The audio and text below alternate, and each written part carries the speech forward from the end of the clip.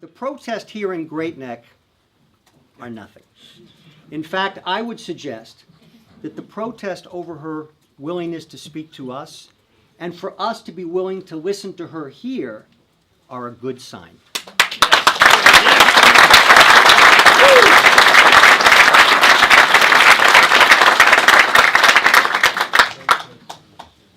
We Jews especially love to speak.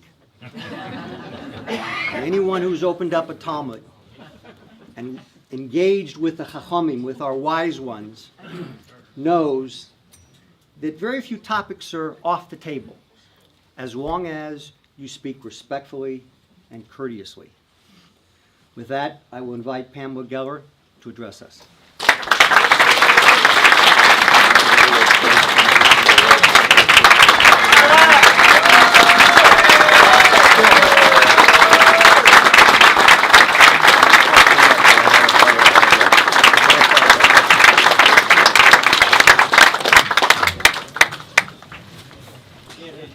I can speak.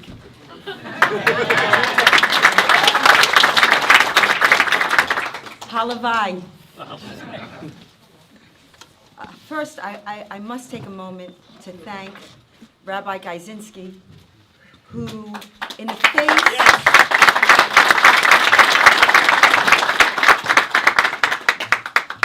the face of enormous pressure, you must see what this issue, how critical this issue is, how toxic this issue is.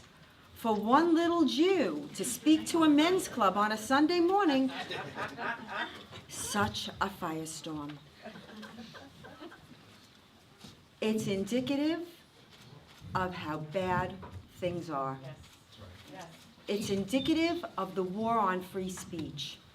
And for me, it's an honor to be here at Chabad, because those of us who were involved in the fight, and I want to thank many of my esteemed colleagues that are here, Dr. Andrew Bostone, Charles Jacobs, I want to thank Ashraf Ramallah, voice of the cops. Many of my esteemed colleagues are here. We know that Chabad is a touchstone in this war. Chabad is always a target by jihadists. Always. I don't know if it's the beauty of Chabad, the goodness of Chabad, but that terrorist attack in Mumbai, that gruesome terrorist attack where 166 people were killed and all of the Muslims were released. They were all released, just like in Algeria, the hostage crisis last month. All 600 were released. The number one target was the Chabad house. And I will not, because we're in the Chabad, I will not discuss what was done to the rabbi and his wife, but it is beyond your imagination what went on in the Chabad house. And if you read, don't take my word for it, read the texts of the cell phone conversations they were having with headquarters in Pakistan. And of course, as you know, the ICR, the Pakistani spy agency, was involved. Now, to listen to Greg Buckley, to listen to the pain of a father, is the human cost of this fantasist delusion that we are pursuing all over the world. Not just in Afghanistan, but in America. You tell me why his son didn't have a gun after Fort Hood. Yeah.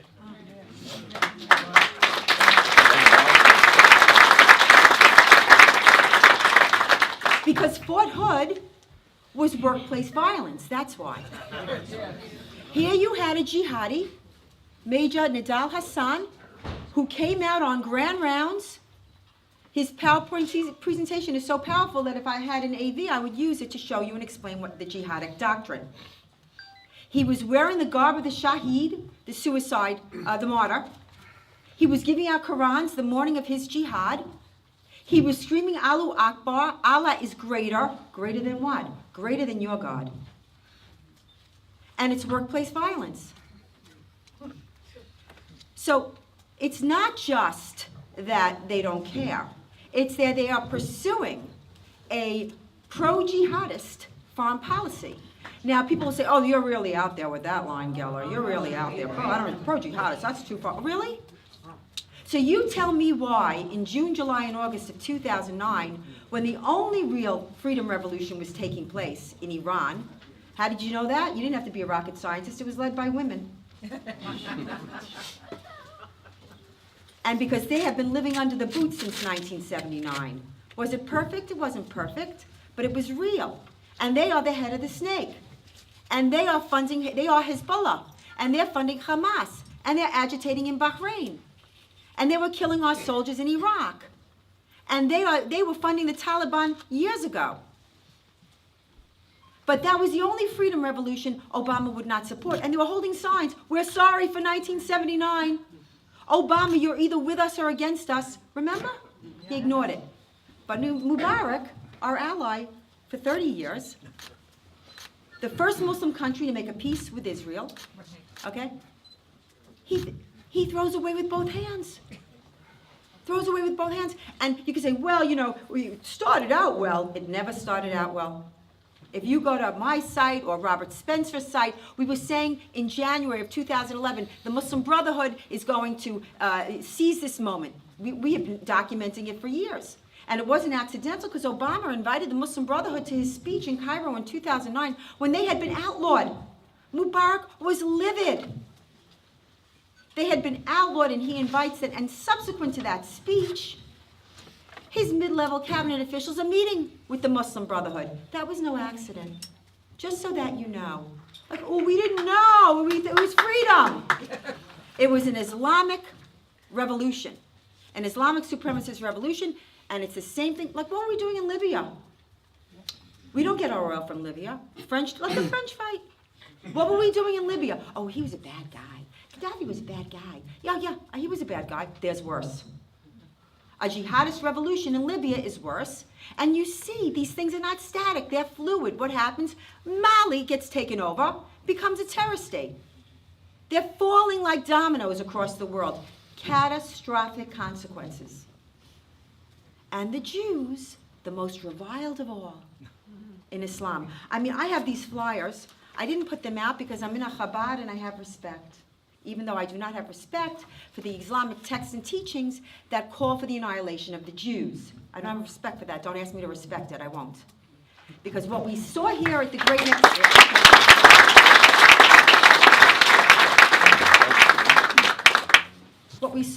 Neck Synagogue was the sanction of the victim. I want you to think about what I just said.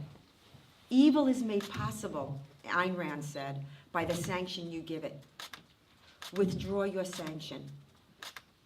I am accused of being a hater and being a bigot and so on and so forth because that is the war that we are in. We are in the war in the information battle space. The war of ideas. And all the bullets and the bombs and the bloodshed comes as a result of what happens in this war. And part of the war is to destroy, and I mean destroy, anyone that speaks the truth. What is truth? Truth is the recognition of reality. Anyone that speaks the truth. It is the mission of Yehudim to speak the emes. It is our duty to speak the truth, no matter the cost.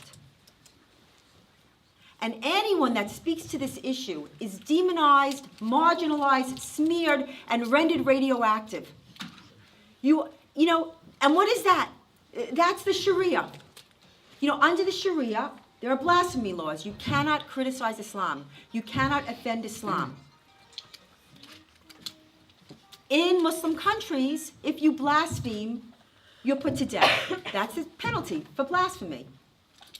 Now, you could say, oh, well, you know, if you slander, even if it's true, it's considered slander under Islam. So in the West, you don't get assassinated, but they assassinate your character. They destroy your good name. They destroy your credibility. You can't make a living. They destroy people. Who wants to speak to this issue? Who will take this on? We must all stand up. I think the reason why the media became so in love with this story is because when it evolved from Habib Ahmed, the executive director of the Long Island, Mosque of Long Island, Islamic Center of Long Island, and he used, as we know, his political office, Nassau County Human Rights Commissioner, to strong-arm the shul. And then, of course, liberal Jews, Rabbi Davidson picked up on it. That's when the media frenzy really began. Jew against Jew. And they loved it. And, because it is a war in the information battle space, and because the media is the enemy, I call them the enemy-media. They are the largest weapon that our adversaries have in their arsenal.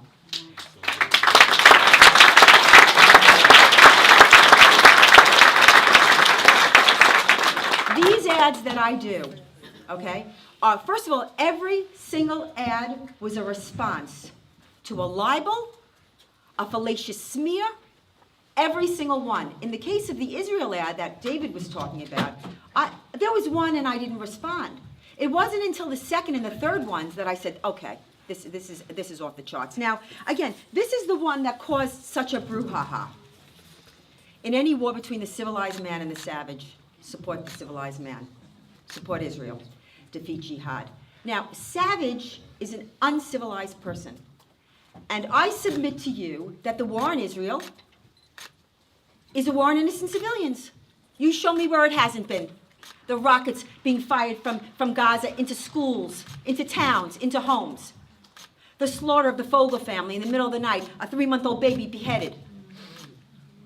The blowing up of the bus in Bulgaria, Jewish women and children on holiday. You show me where the war against the Jews, the jihad against the Jews, has not been savage. Now, Rabbi Davidson says that my ad, I called all Muslims animals. I'm asking you a question. Is he bearing false witness or not?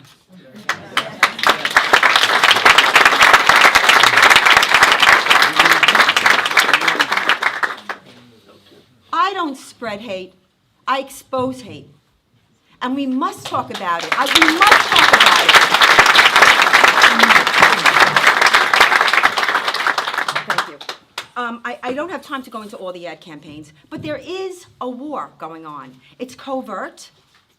It is to disarm the American people, because if the it's to disarm the American people.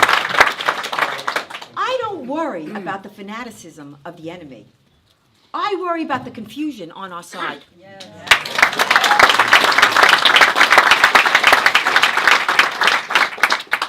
The Muslim Brotherhood group, the Hamas group CARE, Council of American Islamic Relations, who the media calls the Muslim civil rights group. Okay, I'm the hate group. I'm not 1, I'm not 2, I'm 5, according to the Southern Poverty Law Center. And the ADL, who, by the way, yesterday criticized Israel, is outraged at Israel, because Israel told one of the Eurovision contestants not to wear Galliano. Now look, Galliano, he's bad news. You never see Israel address any anti-Semitism, but when a guy is out there, screaming into the cameras, "I love Hitler," Israel, that's what happened. But Foxman and ADL, they're outraged. Foxman and ADL, they're outraged at Joan Rivers and Seth MacFarlane. Okay? What are they doing? First of all, they shouldn't be the Anti-Defamation League. They should be the Defamation League.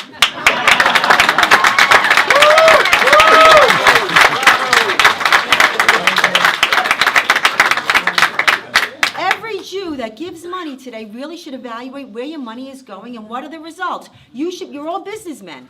You should be results-oriented in your philanthropy as well. Here we have the Council of American Islamic Relations, a Hamas group, so named not by Pamela Geller, by the U.S. government in the largest terrorist funding trial in our nation's history, the Holy Land Foundation trial, running ads, rebranding jihad. My jihad is to stay fit, despite my busy schedule. This is a serious campaign. So I said, okay, I instituted a campaign where I used 5 high-profile Muslims, their actual quotes, and I had to substantiate them. You know, the Washington said, "Oh, we don't believe this. We want to see substantiation." You have the Prime Minister of Turkey, who said the mosques are our fortresses, the minarets are our bayonets, and the Muslims are our soldiers. Okay, and we have, of course, this is from Hamas MTV. Killing Jews is worship that draws us close to Allah. What's interesting about this campaign, I have 6 ads, and only this one got publicity. And this ad campaign, where I'm showing actual quotes, there's Osama. He said the first thing that we are calling you is to Islam. This is what they said. You know, here's Sheikh Qaradawi, the leader of the Muslim Brotherhood across the world. The punishment of homosexuality is a death penalty. Now, why did I do that one? Because San Francisco, the mecca of the homosexual community, the city council actually had a press conference and condemned me and the ads, and then issued a resolution, the first of its kind. So I said, okay, but will you condemn what they're saying in the ads? No. And who found that out but a blogger? Media never asked them. The media never asked them. And even crazier, gets crazy, I'm telling you, we're living in an Orwellian age. The leader of the Human Rights Council in San Francisco, transgender, said, this is true, said, well, you know, it's easier to get a transgender operation in Iran. Because one of my homosexual ads has, Ahmadinejad saying we have no homosexuals in Iran. And the reason why they have no homosexuals in Iran is because they make them get transgender operations. This is the disconnect. But you see how pervasive? You see how pervasive it is? You see how I'm described? Immediately always described as anti-Muslim. I'm not anti-Muslim. I'm anti-jihad. And I'm anti-Sharia. And they're implying that all Muslims support these acts of jihad. They're implying that all Muslims support Sharia. They're implying that by calling me that. They say, well, you know, not every Muslim, is a jihadist. I said, of course not. But I don't have to pat on the back every Muslim that doesn't want to kill me.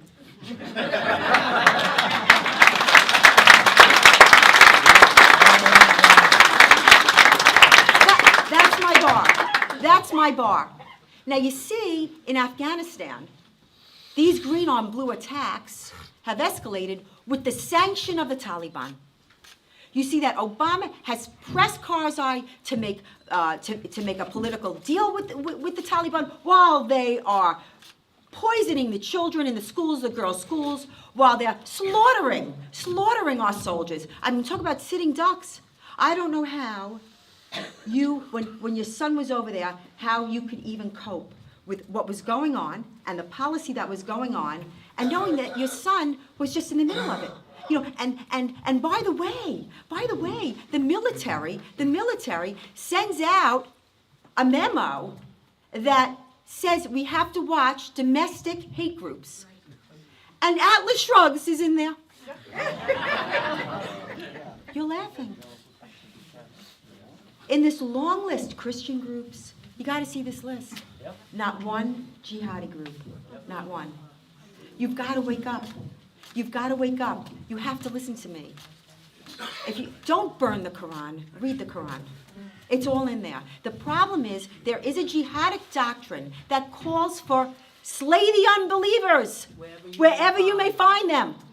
And it's not just that. It is myriad texts and quotes. It is a commandment. It is not like the Bible. It is not like in Judaism where, if there's two Jews in the room, there are 3 opinions. Question. You are not allowed to question. Under Islam, if you attempt to reform, or reinterpret the word of Allah, it was the word of Allah. It's not like the Bible that was written by men. Yes, it's God's word, but written by men. No, this is the word of Allah is given to Muhammad.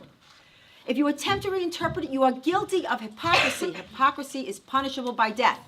Apostasy is punishable by death. What worries me is that the media in this country and the culture is self-enforcing the Sharia. You cannot criticize Islam. You cannot offend Islam. This is what they're doing. So we can't even have this discussion. Look what it took to get this. Think for a second of the brouhaha, the firestorm, the pressure that the rabbi came under in Great Neck. Look, that rabbi was very strong. I'm going to tell you. I've been canceled in the best places.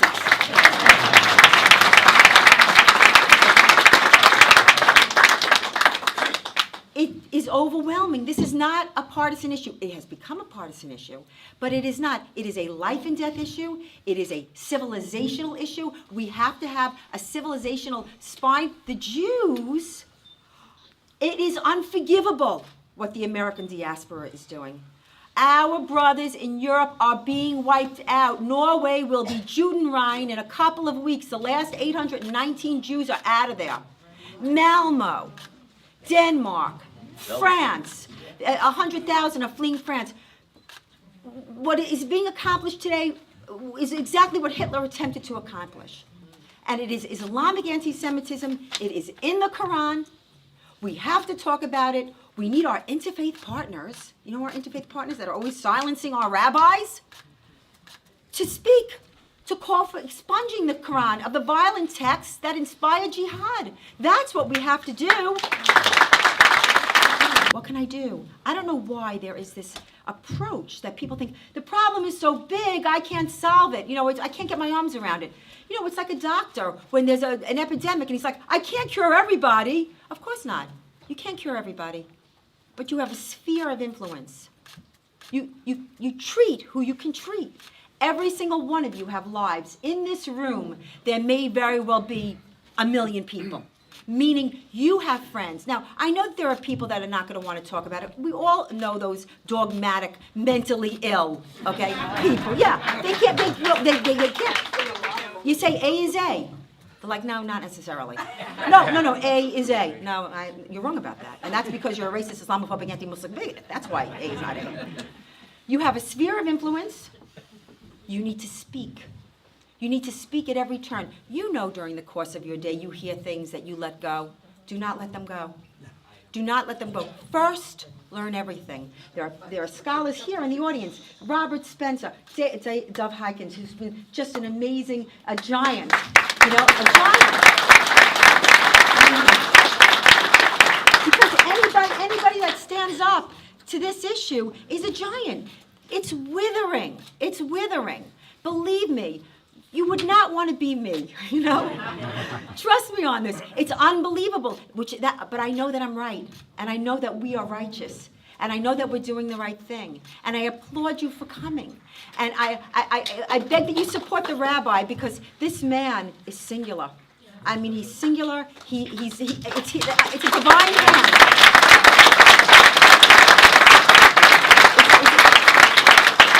It's a divine hand that I'm here. And I ask that you talk, speak in capital letters with an exclamation point. Speak, because together, united, we will win. We are right and we are righteous. And remember, withdraw your sanction. Thank you.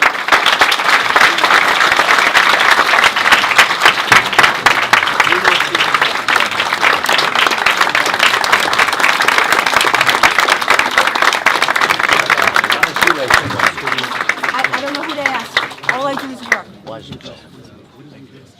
Oh, yeah, okay, very briefly. Anybody that wants to do a Q&A, because, you know, he snuck us in here at the last minute, that wily rabbi. Please be seated. Yeah, everyone just move. I'm doing it right now. There's a free speech demo, just very briefly.